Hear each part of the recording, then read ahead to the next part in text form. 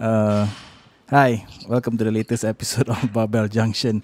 My name is Azmi, your host, and today we have a very special guest all the way from New Zealand, Kedric. So today, today we're going to talk about more on basic nutrition and also dieting, common misconceptions and things like that. But before that, as usual, please go to our YouTube channel and click subscribe and the notification button.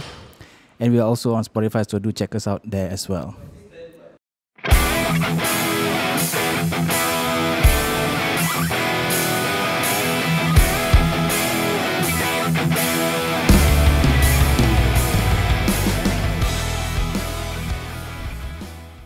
Welcome, Kedric, to the show.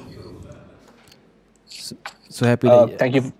Thank you for having me. Yeah, it's a pleasure to be on the show. Always good to reconnect with the people back in Malaysia. It's been a while in being away. How long have you been in New Zealand? Or how long have you not been back? It's almost 10 months now. So This is my 10th month in New Zealand. So quite a while, I would say. All right. Okay, just for the viewers and listeners out there, what we plan with Kedric is that he's going to be our resident expert on nutrition and diet, right? So we're going to have multiple episodes with him on selected topics. So what we're going to do is once in a while we'll just throw out a poll to see what you guys want to hear from Kedric, and we'll set it up, and we'll have him on our show regularly, inshallah. So I think but I mean, I'm sure that a lot of people want to know who Kedric is. So if you can just briefly, introduce yourself, please go ahead. Yeah, sure. I think I can start off with why I'm in New Zealand and why I'm not in Malaysia. So right now I'm in Auckland, New Zealand, and I'm currently working on my PhD. And my supervisor is Dr. Eric Helms from 3DMJ fame. So for those that are in the natural bodybuilding scene, they should be quite familiar with 3D Muscle Journey. And Dr. Eric Helms is my current supervisor. And I have a background in sports and exercise nutrition. And I'm also currently a coach for the Strength Guys, where I work with mainly powerlifters, but we also have physique athletes and the general population looking to get strong, fit, and healthy. So, I guess that's a brief rundown of my background. How long is your PhD? So a typical PhD here in New Zealand would take a minimum of 3 years, but it would usually span from 3 to 4 years. I'm hoping to get done as soon as possible. So hopefully within the 3 to 3.5 year mark, I'll be done. What's the thesis? Do you have a thesis now, or it only happens like the third year or the last year? How does it work?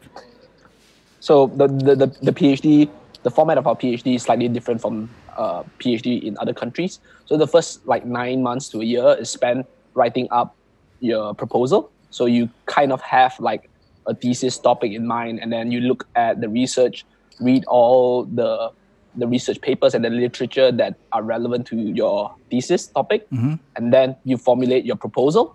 And after your proposal goes through, you then can begin data collection. And when you do data collection, you can spend anywhere from 1 year, 1.5 years, up to 2 years. And then after that is writing. Right. And I'm assuming, because you said you've already been there for 10 months, that means you already have a topic in mind and you're now doing the research itself. Yep. So currently where I am is I have the topic in mind, and I'm writing up my proposal, looking to submit it by the end of November. It will reach. So even though I'm here for 10 months, my official date of enrollment is the first week of February. Right. So technically, I've only started my PhD for 8 months. So I'm still quite on track. And to answer your original question, which is the topic of my thesis, basically what I look at, I'm looking at rapid weight loss strategies that powerlifters use and how to optimize powerlifting performance. Okay, before we get into detail, because I'm quite curious about the PhD the thesis that you're working on. But before that, why did you get into this field? I mean, it's very rare to find anyone in Malaysia. At least I don't know that studies nutrition at your level. You know, Yeah, master. Yeah. yeah, yeah. That is a fair question. I mean, the reason why I'm overseas itself shows that there isn't much opportunity for formal education at a high level for nutrition, or at least in the sporting realm. So I would say that really for myself, it boils down to I would say I enjoy sports in general. I'm quite a mediocre athlete at best, but I do enjoy the community. I do enjoy the exercise component of it, and I also do enjoy the improvement and progression you see by getting better at your sport. So always being like not the most genetically gifted athlete, I tend to like look for information online on how I can be a better athlete. And a lot of them points towards resistance training and how to do like what do you eat and how can you optimize your performance via training and nutrition. So that was sort of like the start of how I got into like reading stuff like that. And then I also enjoy like reading a lot, so it kind of opened up like I dug a rabbit hole and I just went like head first, and I found out that I'm really interested in like the biochemistry and the physiology of stuff, and like how exercise actually changed the human physiology, which made me pursue like studies of like strength and conditioning and nutrition at a higher level. So if I get this right, you actually started off with powerlifting. What did you do for your degree? So it's like a sports and exercise nutrition. For your degree. Background. I mean, it's gonna be like a long story, but I actually don't have like okay. a degree, right? I mean, for listeners out there, if you wanna know more, like is the whole story is like long. So I would say that I was blessed and I was lucky enough to jump into a postgraduate diploma. For sport and exercise nutrition without a degree. So that was a great opportunity that I had, and I used my postgraduate diploma to apply for my master's in sports and exercise nutrition. Okay, and that was in the UK, right? Yes, that was in London. Right. And okay, so basically you started out powerlifting first before you entered into before you went on for studies to do your masters. Is that correct? Yes, that's right. I think before leaving to the UK, I competed in like two or maybe three meets. Yeah. So okay. Yes, I started powerlifting before my education. Yeah, and how has the knowledge that you've attained doing your masters and currently doing your PhD, and how has your training differed, and how does it help your performance in powerlifting, of course? Right. I think a big part about science is that people often think that whatever you do in science is the gospel. Whatever you do in science or whatever the research says must be set in stone. But I think what people often get wrong is that science is just one perspective that is validated, right? So obviously we go through robust and vigorous testing to make sure that the variables are very well controlled for. But whatever published in scientific journals, you have to take into account the population, right? How trained the population are, the sample size, whether whether the sample is large enough to show statistical significance in the scientific literature, right? So there might be a different, but maybe if the sample size is not big enough, it might not be statistically significant, things like that. So while the research is important and the research is great, it helps me inform my actions rather than provides something that I need to follow religiously. So I would say being in the research field, it allows me to sort of like open my mind and open my eyes to various and diverse perspectives, different ways to train. And when you have contrasting information, people often think, oh my gosh, what should I do? Like this, something says, one study says this, another study says this. How am I? Which one should I follow? And if you have that mindset of which study result or which public figure public figure's opinion you should follow. That I think that is not the best way to approach it. You should look at it and say, right, what limitations does this lack, or what population does this study use, and how is it applicable to me? And more often than not, you would always see that there is a fine crossover between conflicting results, because more often than not, the principles underlying resistance training, such as progressive overload, increasing intensity, things like that, they are quite true regardless of whatever the results from a study would say. The underlying principles don't really change. But what I would say is that while it doesn't directly allow me to say like, yeah, this study says one thing, I'm going to follow exactly what the study does. I follow the same study protocol, and I would make the results, or like the 8% or 15% gains reported by the study. So instead of taking something word for word or like literally, you look at it as science provides an informed perspective which someone can use in the right scenario and context. But you're still talking about you're not talking about training, right? You're talking about the diet itself, the nutrition and diet, correct? So how would layman, someone like me, because I understand the concept where you have a lot of literature out there that might be contradicting one another, right? But how would a layman, someone like me, choose which is the right literature to follow in terms of my own protocols or whatever I need to use to get me that small percentage of edge over my competitors? Yep, 100%. I think that is when I think people like myself, or like certain people in the scientific community, we often get ahead of ourselves, is because the layman isn't able to distill information as well as someone that has been in the scientific research for a while, right? I think the first step to really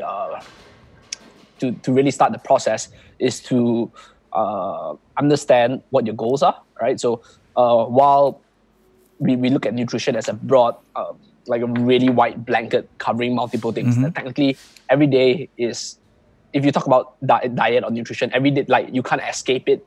And I always tell that to all the athletes that I coach. I say, like, you can not train, but you can't not eat, unless you want to, because if you don't eat, you die. So what you want to do is that you first have to understand what your goals are, and then cater that whatever information that you've consumed, and see if it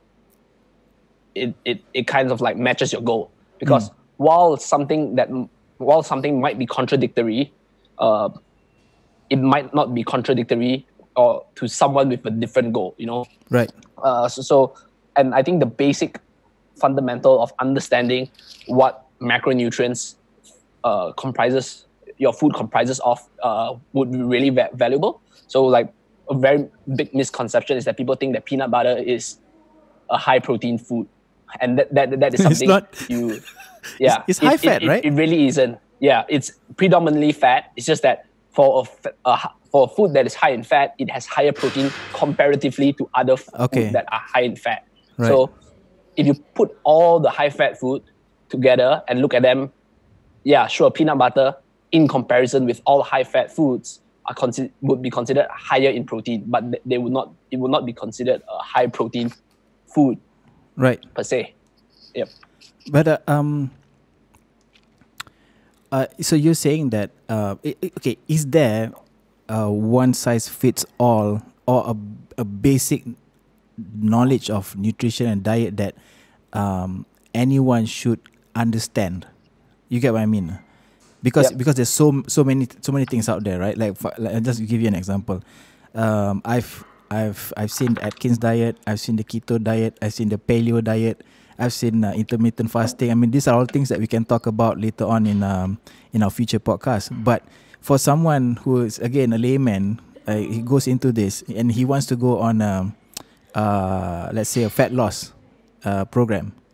How does he choose? Is there a basic knowledge that we need to have in order for us to be able to know which one that is best for the individual? Right. very good question. I mean, the big thing to understand is that because nutrition is multifactorial. Sure, eating food is, you eat food, but what we don't really look into or we don't really give much thought is that eating is very much behavioral. So our behavior sort of like determines what we eat. The reason why we would select something to eat regularly is because we form certain habits that that we are used to. So, for example, the first thing you have to keep in mind is that you should understand the concept of energy balance. Ooh. So the concept of energy balance is basically calories in versus calories out. All right. So calories is simply a measurement of energy, right? So the more food you consume, and if you don't expend that energy, you would gain weight. So if you are in a energy surplus or caloric surplus, then you would gain weight. But if you're in an energy deficit, you would lose weight. So the first thing you have to understand is that, food in, food out, right? Food in, energy out. So the amount of energy you expend has to be more than the amount of energy you consume via food if you want to lose weight. Lose weight, right. And so first, to establish your goals, you have to say, is your goal to gain weight? Then if it is, then you have to be in a surplus. If your goal is to lose weight, then you have to be in a deficit. That is the first part where you have to think of your goals and then think about which state you should be in, whether it's a surplus or a deficit. The second one, because you mentioned specific diet protocols such as keto, Atkins, paleo, intermittent fasting, all of this, while there are many different names for each diet, they all adhere to the same rule of energy balance. So you select something that is sustainable, something that is enjoyable, and something that you can stick to for a consistent period of time. So, for example, people talk about intermittent fasting, and people look at it as a magical pill. Well, I don't want to go too deep into it, but what intermittent fasting actually does is that it provides a platform or a basis where somebody just don't eat breakfast, right? Or they just cut out 1 or 2 meals a day, and that is an easier, more sustainable way to create an energy deficit. Hence that results in weight loss. So it's the same thing with all the other diets. They adhere to the rules of energy balance. But okay, I understand that concept. But are you saying that all calories are equal? Because it's that what you consume and what you expend. If you expend more, then that means you are going to lose weight. If you're not, then you're going to gain weight. But are all calories the same? So if we look at it purely from an energy point of view, energy balance point of view, I would say yes, in terms of from an energy expenditure point of view. But what I would say, you must not forget that eating is also very much behavioral and emotional as well. So I simplify this to the people that I coach and I speak to. I said that how much you eat would determine whether you lose weight or gain weight, right? How much you eat determines whether you gain weight or lose weight. But what you eat determines how enjoyable losing or gaining weight would be. For example, like I said, if you eat 100 calories of broccoli and 100 calories of chocolate, inside our body, that is still 100 calories. But 100 calories of chocolate is probably like maybe a chocolate bar as long as someone's index finger, right? If you have a really long index finger, then it's probably 150 calories. But 100 calories of broccoli is a lot of broccoli. So to consume the same amount of calories, 100 calories of broccoli would make you feel less terrible when you're trying to lose weight. You definitely can eat that 100 calories of chocolate and still lose weight, but you might actually feel quite terrible because then you're hungry all the time because you're just not full. So it brings us back to the concept of what you eat would actually determine whether you feel terrible or not as you pursue a certain goal. Wait, hold on, bro. Okay, you correct me if I'm wrong. I know. I think I'm wrong, lah. If I thought that if you eat carbs is what turns into fat, right? If you eat a lot of protein, I thought the protein is synthesized in your liver and then it goes out of the body. It's not maintained as additional weight in the body. Am I right? Okay. So the thing with this is that how I think the broader question is how specific macronutrients actually are stored in our body. So the thing is that yes, right. So fat is actually much easier stored in our body because fat doesn't have to be converted to adipose tissue, or at least like fat and fat is like you think about it, similar compound, right? Okay. For carbohydrates and protein to be converted to fat, they go through something called de novo lipogenesis. I know it's a mouthful, right? De novo lipogenesis. It's basically converting like glucose or amino acids into fat. But the reason that happens is often when I would say it's not the preferred way of fat storage, because the body functions in a way that it would select the most efficient manner. So because protein and to an extent carbohydrates are actually harder to be converted into fat, is not the preferred way of storing fat. But to answer your question of if carbohydrates get stored as fat, is that there are studies showing that people who overeat carbohydrates in the initial stage, they actually do not gain fat weight.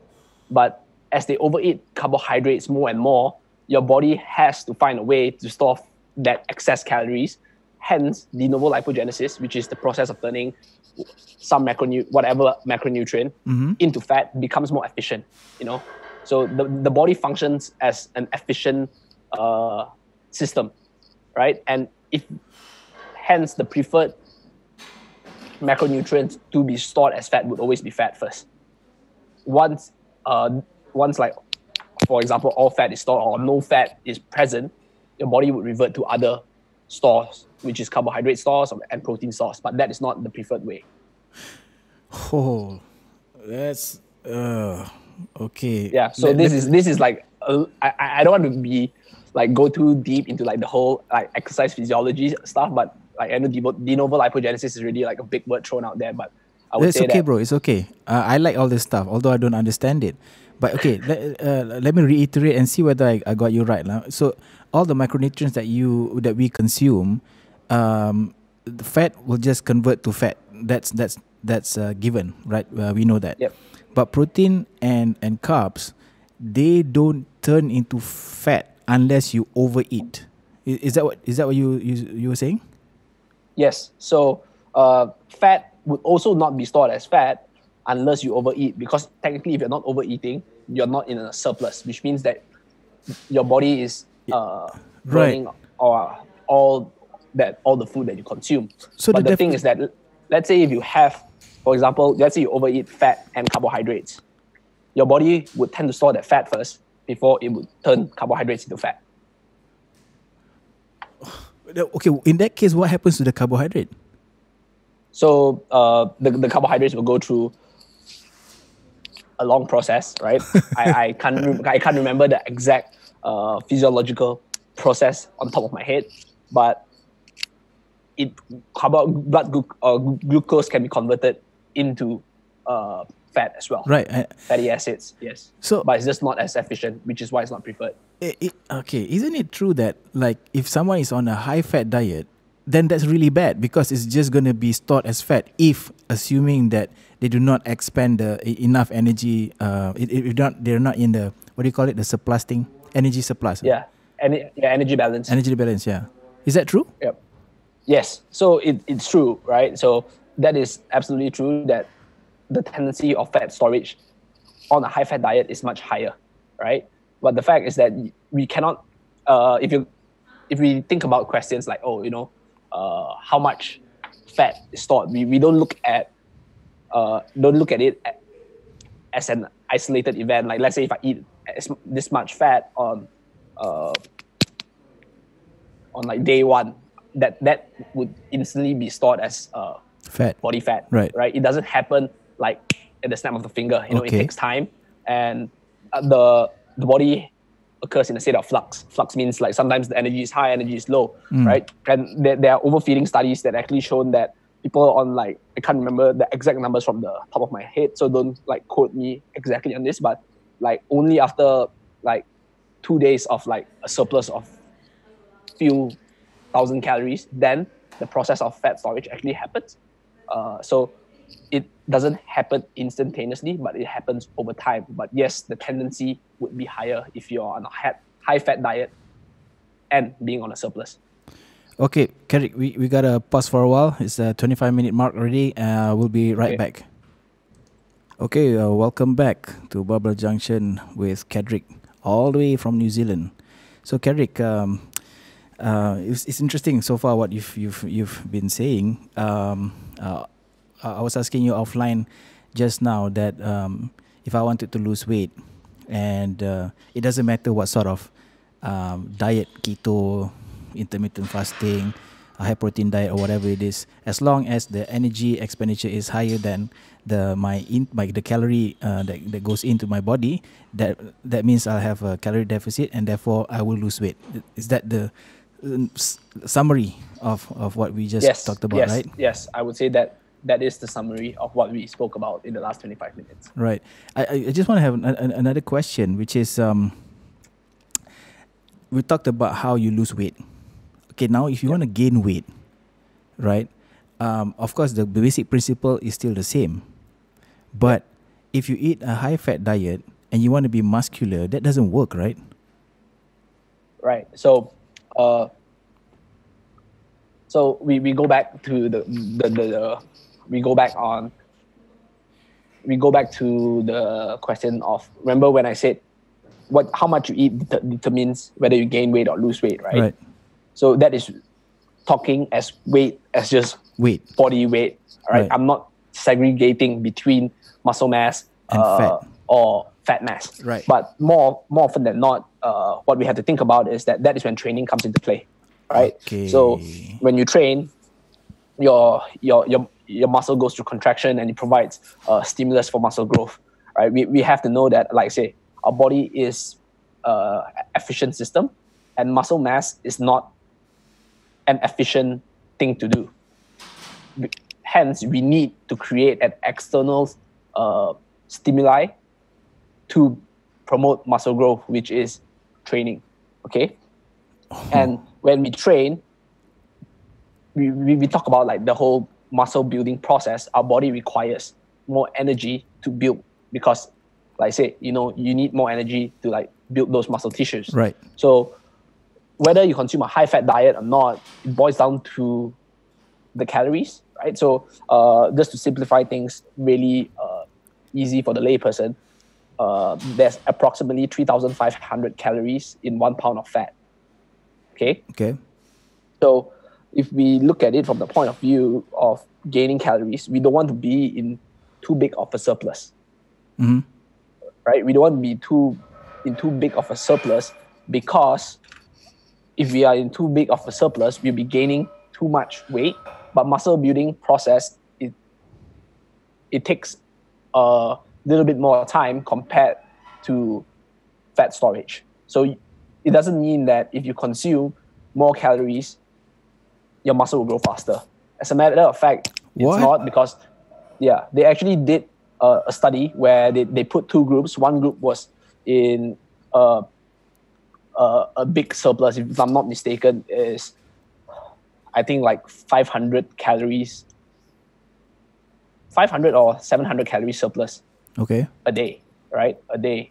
Surplus of what? Like anything or just protein? Yeah, just a surplus. Okay. Right. And the other group was on the more moderate surplus, and both groups actually showed that they gained the same amount of muscle mass, but the group on the bigger surplus gained twice the amount of fat. Okay, because of the extra calories. Yes, because they were on too big of a surplus, which means that the rate limiting factor of muscle mass isn't the amount of calories you consume. It's more of like, yes, your muscle takes time to grow. So then how does one ensure that that they grow the muscle but not the fat? Right. What's the magic number? So there are a lot of like I would say that the general recommendation is anywhere from 0.5% to 1.5% body weight. right? So 0.5% to 1.5% body weight per month, right? So that is a good ballpark figure to increase your body weight to minimize fat gain. And you have to take into account like how well trained you are. So the more well trained you are, you should actually err on the lower side, which means that you should actually aim for The slower 0.5. rate of weight gain, because the more well trained you are, your muscle just you don't it's not your muscle doesn't grow linearly, right? So it takes more time to grow, like even just a bit of muscle. Just look at natural bodybuilders who step on stage. Like 10 years later, they've just put on maybe like 3 pounds of stage weight, but they look different, you know.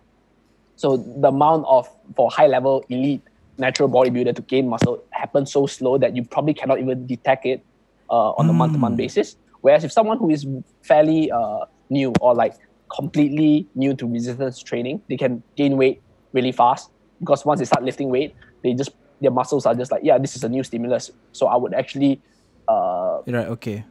I would There's a period of gain adaptation. like muscle. Yes, the adaptation level is not there yet. Yeah. Hence, they can gain weight really quick. So if you are very, like I say, if you've been training for a while, you should aim at a lower end of the spectrum, which is like 0.5% body weight per month.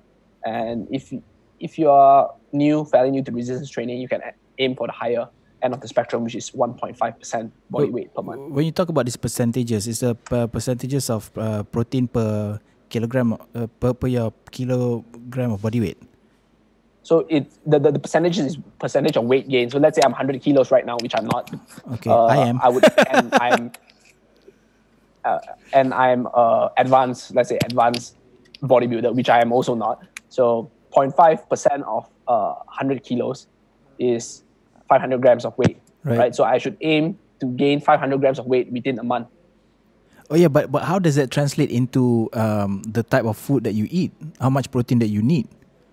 Right. So for the exact amount of macronutrients, I would just go with a very simple figure. If you're trying to gain weight, you usually aim for 1.6 to 1.8 grams of protein. So 1.6 to 1.8 grams of protein to gain weight. And the reason why we don't go higher is not because it's bad or not because it will create an adverse effect, but it's more of the fact that the current research shows that is the threshold you should hit, and anything higher does not promote additional muscle growth. But like, because protein is filling macronutrient, it can actually make you feel full. And if you cannot hit your calorie amount because you feel so full on eating protein, you might not actually hit enough amount of calorie surplus to create that energy needed for muscle growth. So I would just say 1.6 to 1.8 grams of protein if you want to gain muscle mass. Yeah, but how do I know? Okay, because if I want to build muscle mass, I know I need calorie surplus, correct? Because I'm gaining weight, right? Yep. And I know now from you that if I overshoot the calories, some of those calories that I take in will be converted into fat. Yep. Right? So how do I know where is the right amount of surplus that I need to take in order for me to not gain extra fat? Yep. Good question. I mean, so it really is a process of fine tuning. Everybody's different, right? So the best thing you can do is take your average body weight, maybe a 7-day average or 14-day average body weight, and then put that body weight into like an online calorie counter of how much you should eat a day, or that will count your maintenance level of calories. Right, the BMR? Right? Yeah, so your BMR, right? Based on metabolic rate. Once you get all of that done, factor in your activity level, whether you have an active job or a sedentary job, things like that. Once all of that is done, then you consume at a slight surplus, right? So I would generally recommend people just maybe consume like I would say like 200 calorie surplus per day, right? Just to start. Or like maybe not 200, but like 5%, right? We talk about 5% calorie surplus spread across the week. So let's say you're supposed to consume your BMR is 2,000, right? So you consume 5% extra, okay? And then you track your weight, right? You track your weight and your average weight. So if your average weight is not going up, it means that you're still eating too little. Then you bump up your calories by like 100 calories for next week, right? And if it goes up, then yeah, you're on the right path. So if it stops again, you bump it up again. But if you actually bump it up too much and you're gaining weight too quickly, which is exceeding that 0.5 to 1.5%, then maybe you should drop the calories down to find a rate where you can gain set amount of weight within that specific time frame. So it's a constant process of adjustment, which a lot of people don't have the time to do. And that is why I have a job as a nutritionist, because I do that. I do all the thinking, I do all the back end work, and I just say, right, this is how you should do it. Like how many weeks or days that you recommend someone to actually look into the weight gain or weight loss before they adjust their diet? Right. So I would usually say a 14-day day average body weight would be good. But for weight gain, you have to look at it from a month-to-month basis, because like I say, if you look at 0.5% per month for most, unless like even if you're 100 kilos, right, 0.5% is 500 grams. Right. So 500 grams. It's not much. Per month spread across 30 days is actually so little. And we look at a month-to-month basis because it kind of like evens out the noise such as like, if you eat a lot of salt, your body retains water, and all that kind of stuff, or you just eat like really heavy food and your body doesn't clear it before you weigh yourself in the morning, the weight might be slightly higher, things like that. So like we use on the month-to-month average body weight for looking at muscle mass gain. Right. Of course. What we're talking about right now, it's very on the surface, right? I know. In order for us to really dial into the diet and nutrition for each individual, that will take like forever and it will never end, because everybody's different. That's number one, right? And of course, I think that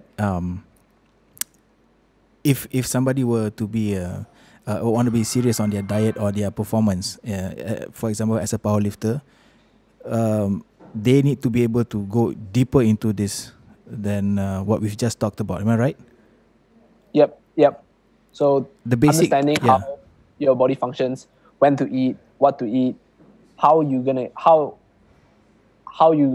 eat when you are trying to lose weight versus how you eat when you're gaining weight. It all matters as if you're looking at performance outcomes. So performance outcomes would be slightly more, I would say, then you have to be a little bit more strict with your food choices when you think about your performance outcome. Right. So, okay, I don't want to get specifics in this podcast for the time being. We'll save that for a later day. But I just want to get your thoughts on, in Malaysia, but I don't want to talk about anywhere else in the world. But in Malaysia, what is the common mistakes that people make when they are dieting, in your opinion, from what you've seen? I think I would say that the common mistake is that I'm not a big fan of like cheat days. Yeah, I'm not a big fan of it, because I personally feel that if you eat in moderation, you can have the food that you enjoy in moderation and still achieve your goals. More often than not, because cheat days, people would just have a day of binge eating and they would just eat every single thing in sight, because they use cheat day as an excuse to think that the law of energy balance doesn't count on that day, that magical day where the law of energy balance doesn't apply to them. But that's not true. So if they could actually reverse the amount of deficit they created for the past 5 days in the week if they have a really, really big cheat day. So I would think that having a cheat day can actually be counterintuitive, especially in Malaysia, because Malaysia, I mean, I tell all my friends here in New Zealand, I say, if you think you have a hard time dieting overseas. Wait till you come to Malaysia where Right. food is ample. Yeah. You can eat any time of the day, Yeah. right? If you want food, you can go out at 3 a.m. and you can go out And we have the eat, best food in the world. Yes, we have the best food, the best tasting food in the world, right? Yeah. And it makes it so much harder, right? So if you think about going for a cheat day, with the amount of choices of food that you have, you can just eat every single thing that is like calorically dense, and you can just completely reverse the progress you've made over the week. So that's something I'm not really a big fan of, in my personal opinion. Is it true? Especially in the Malaysian context. Is it true that if you were to, let's say, if you control your diet for, let's say, 6 days in a week, right? You are always on a caloric deficit, and we're talking about for someone who wants to lose weight, okay? And then when because this is what I've always, the impression that I have on cheat days. You do cheat days because you want to shock your body. Is that true? Does the body get shocked when you suddenly on the 7th day you actually binge eat? So the question, the scientific term I would say for that shock your body thing is called metabolic adaptation.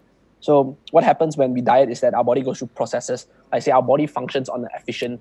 Our body wants to be efficient, which means that if we are trying to lose weight, our body would try to prevent that weight loss. Which means that it will. One is that a big thing is that this is often a misconception, right? So this is another thing that I think people need to know, that people who are heavier have higher metabolism than people who are lighter. What? Are you serious? I have a higher metabolism?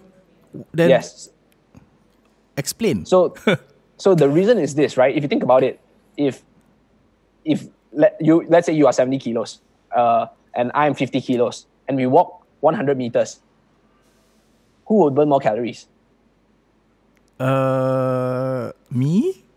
Yeah, because you are heavier, right? Okay. Because I expend more energy than you. Yes. That is the equivalent of me carrying a 20 kilo backpack and walk.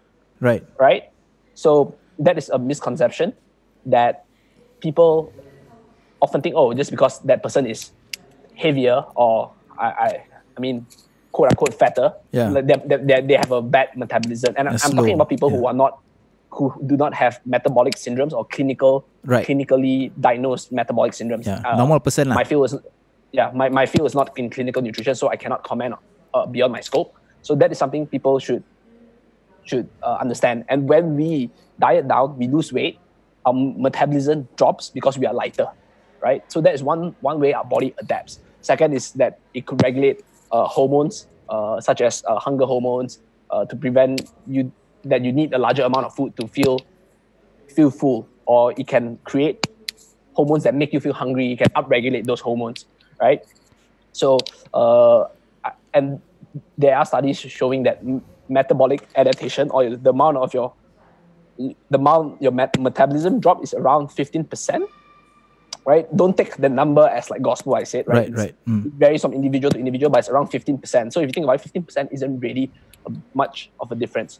But what you're talking about, having that day or like that cheat day to offset that metabolic adaptation, there are a lot of research going into this field now, and it's called diet breaks. So people take a break from dieting, right? And that break of dieting doesn't necessarily have to be a cheat day. It's just an increase in calories or bringing back the calories to maintenance. And because I know the researchers that are doing this, preliminary findings actually shown,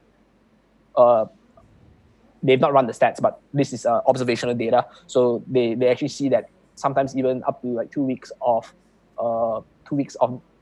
diet break is not enough to bring back that quote unquote metabolism, which means that you don't actually shock your body too much. But if you eat so much, you not only don't shock your body, but you just gain all the fat back, which brings you back to square one. So you are achieving neither the purpose of shocking your body or losing fat, because you just reset all your past calorie deficit. Wait, you sort of lost me a little bit there. So if you're saying that based on the observational data, that when you have a diet break for about 2 weeks, you mentioned 2 weeks, right?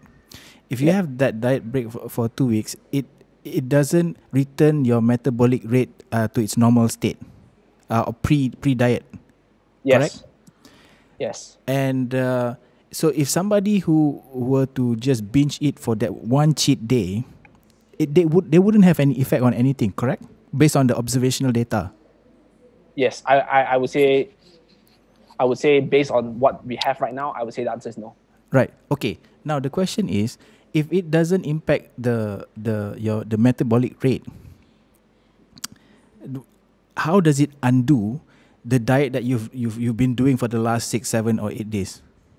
Is it just because the extra calorie, and then that calorie will be stored just because your body is now is hungry for food, or how does it work? So the thing is that let's say, for example, you have a calorie deficit of 200 per day. Okay. Right? And you did this for 6 days. Right. Okay. First of all, to think that metabolic adaptation happens in 6 days, right? It's actually not true lah. It's not shown in the current research, right? So one is that if you're using the excuse of having a cheat day to offset metabolic adaptation, perhaps that's not the real intention. So 6 days times 200 calorie deficit, that's 1,200 calories deficit, right? But let's say if you eat 1,200 calories surplus in one day, on your cheat day, right, on Sunday, you are not offsetting metabolic adaptation because probably metabolic adaptation hasn't even happened. Yeah. But you are then offsetting that 1,200 calorie deficit. So you're just back at square one. Correct. The mathematics make sense lah. Yeah. So but I would say that from a point of view is that you might not as well you might just not diet at all, because then again you don't have to like, it's like a zero sum. Feel like I don't have to feel like crappy on that 6 days of dieting, because at the end of the day it's a, like I said, zero sum game. You reach square one at the end. So if you don't diet or not, you might makes no difference. So okay. When somebody is trying to lose weight and they go on this caloric deficit, can I say, is it true to say that you lose water weight, you can lose some fat, but you also lose some muscle mass? Let's say you are just going on a diet and you're not training, so that means there's no stimulus to your muscles or whatever, right? Yes. What goes out of the body first? Good question. The answer is always it depends, right? So people, my friends call me, my close friends who are not in the exercise science field. Whenever they ask me a question, I keep saying it depends. So they call me like Mr. It Depends. But truth be told, like, it really is dependent on specific situation. Yep. So if you actually do not lose, like say, our body, we always go back to the point that our body is meant to be efficient. And muscle mass is not efficient for our body. It's additional weight for our body. So if we do not provide the stimulus for our body to create muscle growth or to retain muscle growth, and if you go on a deficit, we would definitely lose muscle mass. First, right? I wouldn't. I cannot actually pinpoint which one is first. But the fact is that if you're not providing, one, adequate stimulus from training, two, adequate nutrients from your protein sources, you will definitely lose muscle mass. I cannot. I might be wrong, but I'm not sure if there's a way to see which what you lose first. I see. There is. Maybe there is, but I've not looked into the literature yet. But yeah, I would say that if you're not training, providing a stimulus via training or providing enough nutrients via food, you would lose muscle mass when you diet down. And it doesn't matter if you are on a high protein diet and you don't train, you probably lose that muscle mass as well. Yes, and I would say that while it does maybe slow down the rate of muscle mass loss, I think at the end of the day, if you're not providing adequate stimulus, you will still lose that muscle mass. Oh, bro, today has been some knowledge bombs being dropped, and it's very eye-opening for me, because I have some misconceptions, to be honest. And actually, we have run down the clock, and I just like to thank you for coming on. and hopefully we'll set this up another time, and we'll get into specific things. Like we mentioned offline, we'll try to do a poll and get people to decide what we should talk about. But any last things that you like to say to our listeners or viewers? Maybe. Yep. I mean, first of all, an absolute honor and pleasure to be on the podcast. Like I say, always good to be able to present information that will help people back home in Malaysia.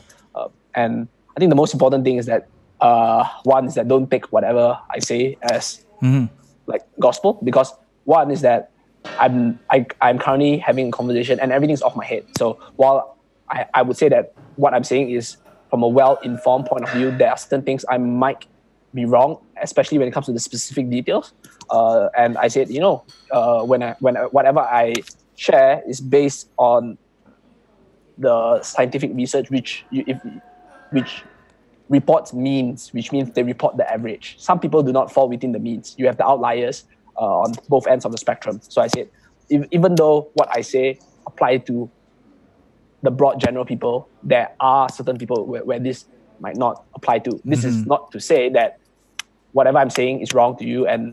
But let's say, sometimes you go out, learn whatever I've shared, apply it, and see if it works. If it works, great. I'm glad I'm able to help. But if it's not, then find a coach, and that is the beauty of like coaching, is that you deal with the individual instead of dealing with the scientific data which reports the means. Right. So I think everybody would need to go through a process of experimenting, applying the information that they consume, and at the end of the day, just find what really helps them achieve their goals in the most enjoyable manner as possible. So I would say that would be sort of like the last parting words for this episode. Enjoy the process of training, enjoy the process of nutrition, and also one seem to be an expert in a particular area. Do not put whatever they say on a pedestal and think that they cannot be wrong. Right. Thank you again, Kedric, for spending some time with us. And do you mind if I put your Instagram handle in the description later on? Or do you not want people to find you? Absolutely. I mean, if listeners want to contact me, they can look at my Instagram, which you put up, is Kedric PSG. So I'm quite accessible through that. So like I say, it's always my pleasure. Thank you for having me on. All right, cool, Kedric. That's all we have for this week, guys. Be sure to reply to our polls later on in the future about what we need to talk about with Kedric. All right, Kedric. See you guys next week. Right. Bye. Bye.